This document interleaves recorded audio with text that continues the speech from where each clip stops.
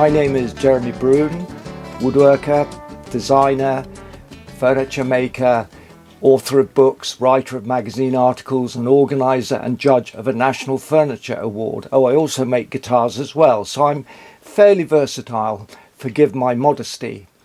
Now, in this video, I'm going to share with you what are my favourite power tools. In fact, the way I've defined it is that they are tools that I use by default. I pick them up as the preferred tool to do a particular task.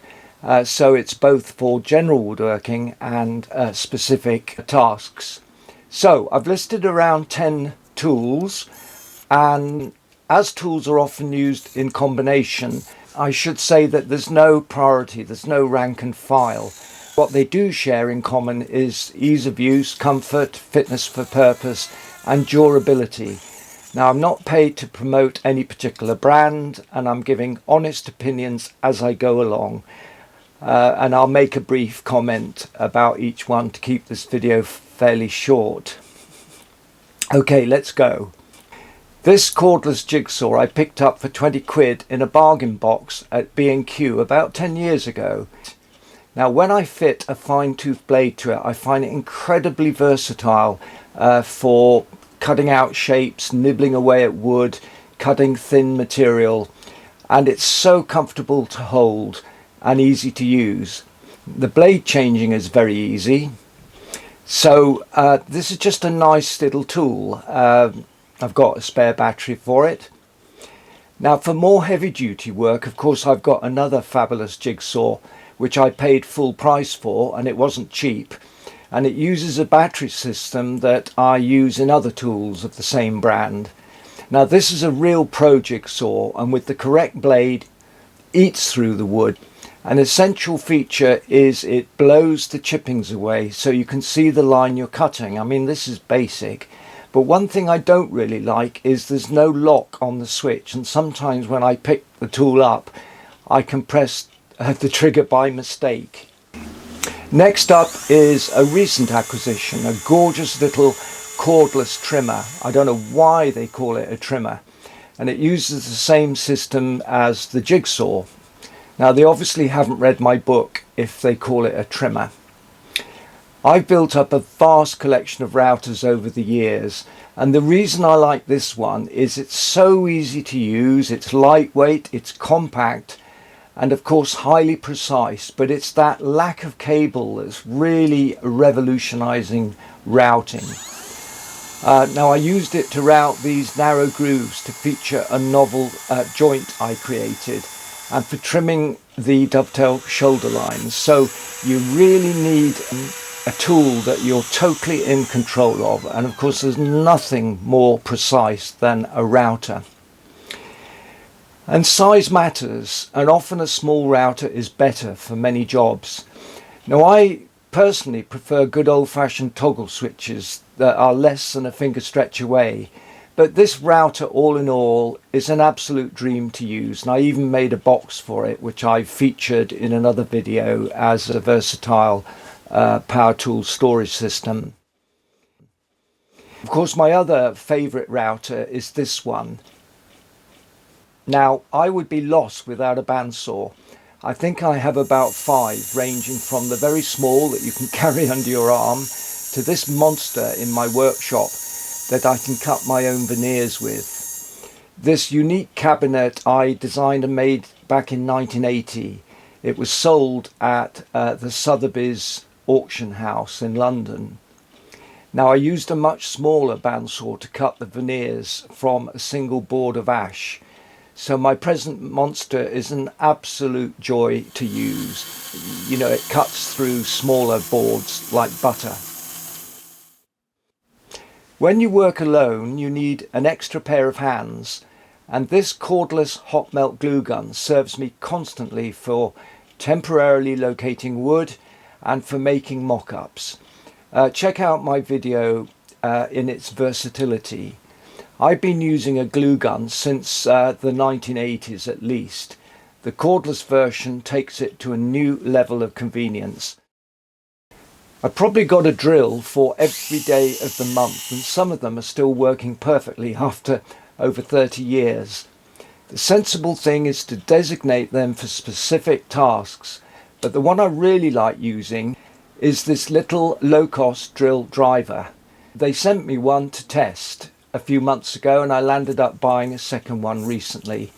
Okay, it's for occasional use, but it does the job, and it seems pretty well made, and it fits the hand like a glove, and above all it is lightweight and has that kind of feel-good factor. You know, some people feel good because they pay a lot of money over tools, particularly hand saws and hand planes, and that's fine if it makes you feel good. It certainly keeps the economy going, but you know, you can get good results using low-cost tools, and for occasional use a cheap drill can last a long time. Now this is a very nice cordless chop saw. I fitted a finer tooth blade so I don't get fibre breakout. I can carry it anywhere and it quickly chops wood square. It's great for working on site or anywhere really. It's quick and precise. What is there not to like about it? And this Powerfile uses the same 18-volt batteries. I used to have the original wired Black & Decker one, but it's great for doing quick shaping and trenching. It's important to have the right tool for the job, and I only use it occasionally when needed, but when needed it does the job better than any other tool. I've had this small drum sander for years. I couldn't live without it. Recently I was sent some mesh type abrasives to test out, you know, using new technology. Clogging is a major issue, especially with resinous woods, but I find the efficiency and accuracy of this little machine using the right abrading belt is fantastic and time-saving. I have more tools using this battery system than any other, as I think they represent good value for money. This air nailer is also a must for me because I often use it as a quick clamping system when gluing bits of wood together, or for panel fixing. I find I have to spray a little oil into the works occasionally to stop it jamming up. It wasn't that long ago I was using a large, noisy air compressor with my nailer. We are spoiled by technology today. Now, I've left this last as I know radial arm saws are not fashionable amongst woodworkers today, and they're pretty expensive too. But I paid 50 quid for this second-hand one in 1973 or 74, and I still find it invaluable for cross-cutting, ripping and grooving. I've never had a table saw, I just don't rate them personally. And there is hardly anything I haven't made in wood over 5 decades. So, you know, I just haven't missed not having a table saw. Well, this is my personal choice, and I could have added to the list. My viewer is probably too young to remember that I was part of a team testing a variety of tools for Good Woodworking magazine back in the 1990s. So, you know, one of the things to learn is that a particular brand doesn't always make, you know, really good tools, and, you know, a non-brand name can equally make a very good tool. So you really have to discriminate. As I say, this is a personal choice. I'm a little bit of a power tool junkie. Now, please share your comments below about your favourite tools, but I ask you not to rubbish a particular brand, maybe one of the brands that I've mentioned, because I cannot vouch for quality control today. You know, remember, we live in an age of mass production, and so just on percentages there are going to be some tools, but I find it hard to believe when people comment that a tool burnt out within 5 minutes. I've only had one tool burn out in all my life. So just please remain positive and help share a body of constructive knowledge. Thank you very much for watching.